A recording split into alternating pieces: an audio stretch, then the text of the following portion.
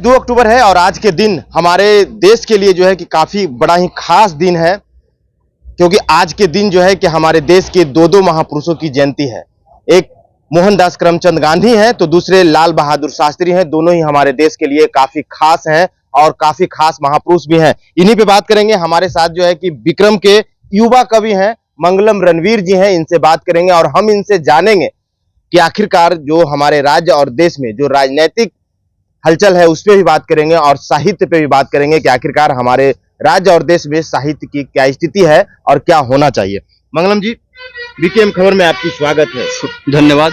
युवा हैं जी, और आज के दिन जो है कि बड़ा ही खास है, कैसे देखते हैं? देखिए, आज तो महात्मा गांधी का 155वीं जयंती मनाई जा रही है।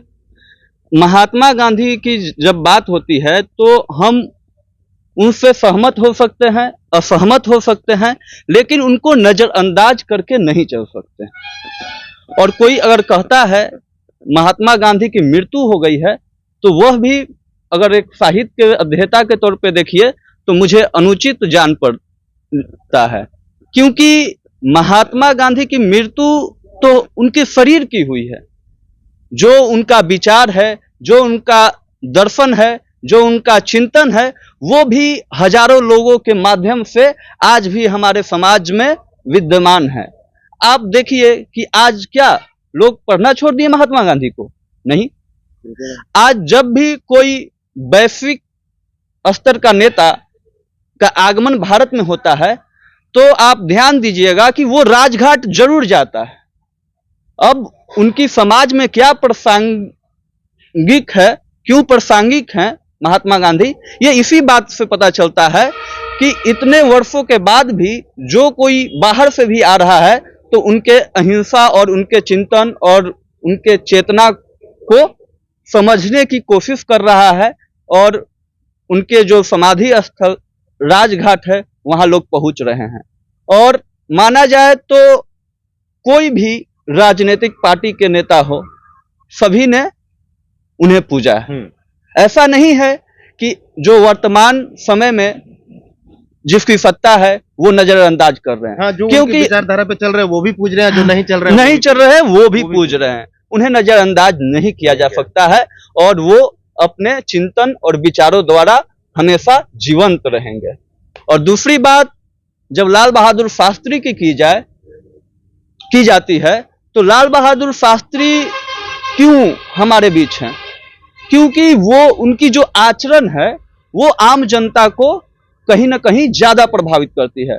सादे लिबास में रहने वाला व्यक्ति जो लगता नहीं है कि प्रधानमंत्री है, आम आदमी की वेशभूषा धारण किए व्यक्ति, और उनके आचरण से आज के नेताओं को सीखना चाहिए कि कितना कम लागत में, अरे ऐसा नहीं था, वो भी प्रधानमंत्री थे, उनको भी संसाधन मुहैया कराया जा रहा था, लेकिन वो सभी संसाधनों का प्रयोग नहीं कर रहे थे क्योंकि वो जनता के हित में सोचने वाले राष्ट्र पुरुष थे, महापुरुष थे। और जब साहित्य की बात हो और साहित्य को राजनीति से जोड़ा जाए तो बहुत सारे ऐसे कवि हुए जिन्होंने कील ठोका है राजनीति में। जैसे हमारे बिहार के एक बड़े महाकवि जो फक्कड़ हुए, जिनका नाम है नागार्जुन, उन्होंने एक कविता लिखी है जिसका शीर्षक है तीनों बंदर बापू के। और वो उस कविता में इतना तक कह देते हैं कि बापू को ही बना रहे हैं तीनों बंदर बापू के। तो आप समझ सकते हैं कि क्या स्थिति है। और आज नागार्जुन भी अपने कविता के माध्यम से इस समाज में जिंदा है, जीवित हैं। कैसे देखते हैं राजनीति को और साहित्य को? देखिए, राजनीति और साहित्य में तो अटूट संबंध रहा है। और आप दिनकर को जब याद कीजिए तो आपको पता होना चाहिए कि जब एक बार की घटना है कि प्रधानमंत्री पंडित नेहरू से उनका घनिष्ठ संबंध था और वो संसद भवन के पास लड़खड़ा गए थे, तो उन्होंने कहा था कि जब जब राजनीति जो है लड़खड़ाएगी तब तब साहित्य उसका हाथ थामेगा। और वो आज भी मुझे तो लगता है कि प्रासंगिक है। देखिए, आप बिहार से हैं, युवा हैं और सबसे खासियत है कि आप कवि हैं। कैसे देखते हैं आज 2 अक्टूबर है और आज के दिन ऐसे तो हमारे राज्य में राजनीतिक दलों की कमी नहीं है, लेकिन आज एक दल जनसुराज का गठन होने जा रहा है। जनसुराज पहले से ही संस्था बनी हुई है, लेकिन आज वो पार्टी में तब्दील होने जा रहा है। कैसे देखते हैं, क्या हमारा बिहार इस जनसुराज कुछ कर पाएगी बिहार के लिए, या अन्य दल जितने भी हैं बिहार में उसी तरीका से जो है कि ये भी लाठी के सहारे चलेगी?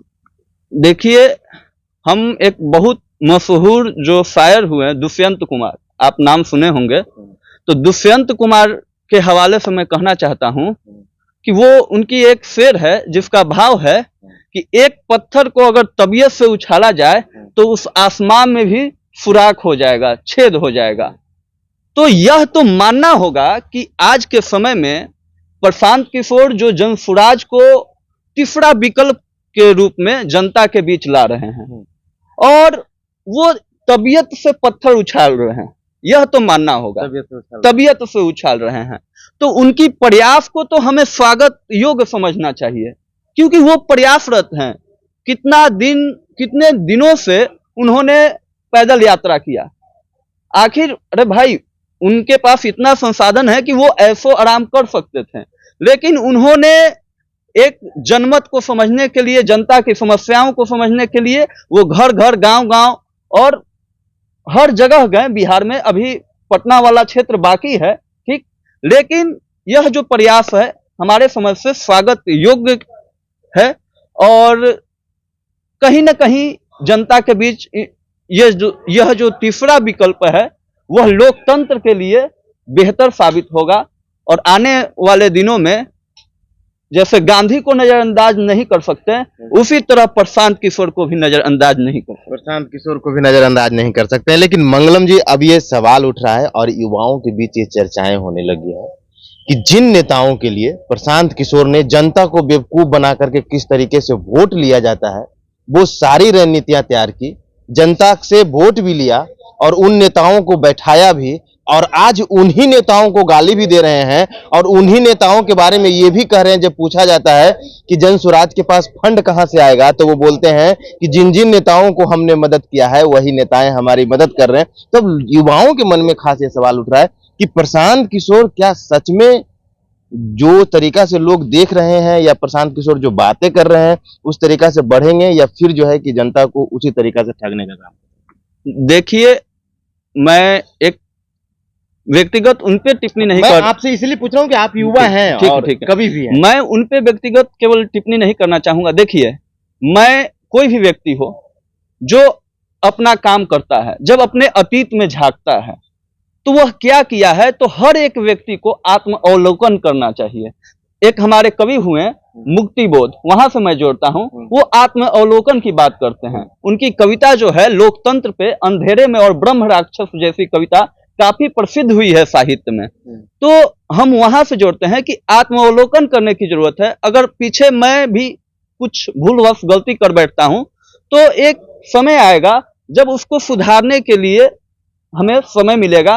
तो जो व्यक्ति पिछले कर्मों को अगर सुधारता है तो वो बेहतर विकल्प है। और अगर फंड की बात हो, ठीक, तो अगर किसी राजनीतिक पार्टियों से ले रहे हैं तो हो सकता है कि कहीं जो पार्टियां हैं वो भी प्रभावित हो। तो अब आगे इस पे मतलब पूर्णतः मैं कुछ नहीं कर सकता हूं, लेकिन आगे देखना दिलचस्प होगा। अब आप ये बताइए कि जब यहाँ पे 2 लोग बुरे हैं, ठीक, बुरे हैं मतलब काफी काम, मतलब जो जनता के बीच काम को लेकर हम बुरा कह रहे हैं, या यहाँ कोई बुरा विकास को लेकर कि जो अभी तक पीछे हैं, तो भाई ठीक है, हम 2 लोग में तो उलझ चुके हैं, तो हम क्यों नहीं तीसरा को एक बार मौका दें। बिल्कुल। अब जाते जाते आखिरी सवाल हमारा ये होगा कि आप युवा कवि हैं, तो ये तो राजनीतिक बातें हो गई, साहित्य की बातें हो गई, कुछ अपने शब्दों का जो है कि थोड़ा हमारे दर्शकों को दिखा दीजिए और सुना दीजिए, ताकि जो है कि हमारे दर्शक आपके शब्दों को। एक शेर मैं आपके मुक्तक है, कठिन रास्ते राम तकदीर वाले को देते हैं, कठिन रास्ते राम तकदीर वाले को देते हैं, वरना इस शहर में हर कोई हनुमान होता, हर कोई हनुमान होता। जय हिंद, जय महामना। तो आप सुन रहे थे हमारे साथ युवा कवि मंगलम रणवीर जी थे और इन्होंने राजनीति पे भी बात किया, साहित्य पे भी बात किया और इन्होंने अपने जो कवि करते हैं कुछ कवि का कुछ सुनाया भी। फिलहाल के लिए इतना ही। आप क्या सोचते हैं? अपनी प्रतिक्रिया, आपकी प्रतिक्रिया क्या है? और बिहार में आज के दिन जो है कि एक नया पार्टी का गठन हो रहा है, इस पे आपकी क्या राय है? अपनी राय कमेंट बॉक्स में जरूर